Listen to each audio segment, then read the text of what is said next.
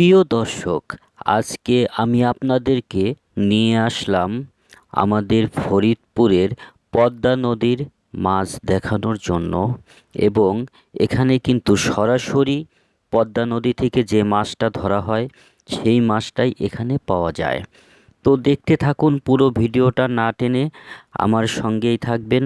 আশা করি পুরো ভিডিওটা দেখলে দেশি যে পদ্মা নদীর মাছ সেটা কিন্তু নিজের চোখে দেখতে পারবেন। এবং ঠিকানাটা আমি বলে দেই, আমাদের ফরিদপুরের টেপাখোলা হাট এটাকে বলা হয়, লেকপাড়ের পাশে এই হাটটি বসে। তো এই যে ইলিশ মাছগুলো দেখতেছেন, এই ইলিশ মাছ কিন্তু পদ্মা নদী থেকে ধরা। আমাদের ফরিদপুরের পদ্মা নদীর ইলিশ অনেক সুস্বাদু হয়ে থাকে, কারণ আমাদের এই মিঠা পানির মাছ খেতে খুব সুস্বাদু। তবে বিষয়টা হইতেছে দামের দিকে। 1990 সালে 95 সালে আমরা যেই মাছ 10 টাকা 15 টাকা 20 টাকা পিস কিনেছি, আজকে সেই মাছ আমাদেরকে 1000 টাকা কেজি কিনে খেতে হয়। তো সবার তো সামর্থ্য থাকে না কিনে খাওয়ার, তাই হয়তো অনেকেই দেখেই স্বাদ নেয়। এই যে মাছগুলো দেখতেছেন, পদ্মা নদীর বিভিন্ন পদের মাছ এখানে কিন্তু উঠেছে। তো এই মাছগুলো কিন্তু বেশ চড়া দামে বিক্রি করে এরা। তবে পদ্মা নদীর মাছ বলে কথা, তাই সবাই একটু ভালো কিছু খেতে চায়, একটু স্বাদ পেতে চায়, তাই এখানে আসে কিন্তু মাছ কেনার জন্য। তো এই যে দেখেন, এখানে এই পদ্মা নদীর বিভিন্ন প্রকারের মাছ সাজিয়ে রেখেছে ডালিতে।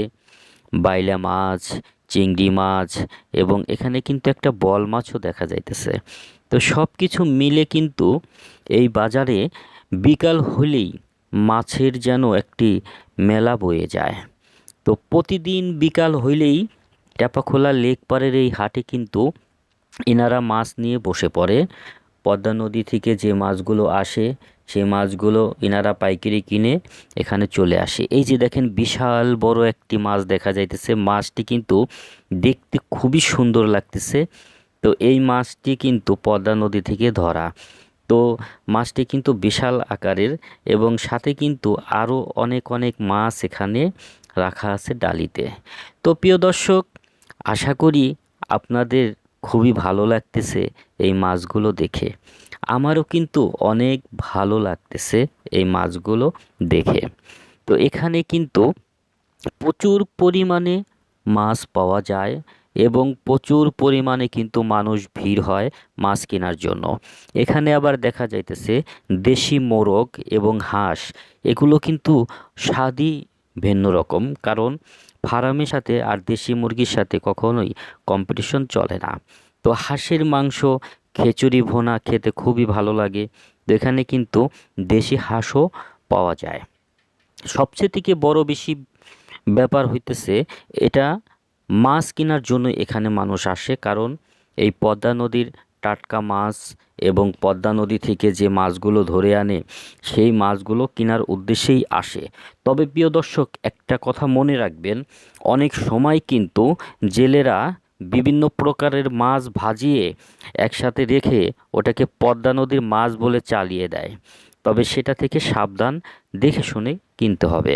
তবে এখানে ম্যাক্সিমামই চাষের মাছ থেকে পদ্মা নদীর মাছই আসে বেশি, কারণ যেহেতু টেপাখোলা থেকে পদ্মা নদী বেশি দূরে নয়, এবং এখানে কিন্তু মানুষ পদ্মা নদীর মাছ পাবে বলেই কিন্তু এখানে আসে। তারপরেও সতর্ক হয়ে কিনতে হবে, কারণ আমাদের দেশটা তো এখন দুর্নীতিতে ভরে গেছে।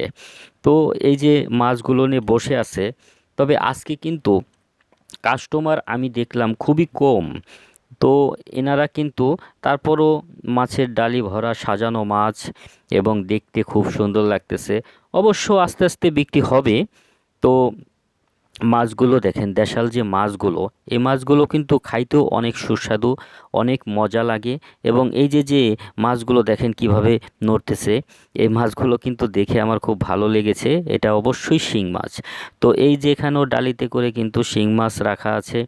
তো বিভিন্ন প্রকারের মাছ এখানে কিন্তু সাজিয়ে রাখা আছে। তো আপনারা যদি ফরিদপুরবাসী হয়ে থাকেন অবশ্যই টেপাখোলা হাট থেকে দেশি পদ্মা নদীর মাছ কিনে খেয়েছেন। তবে যারা দূর দূরান্ত থেকে আসবেন তারা দেখে শুনে কিনবেন এবং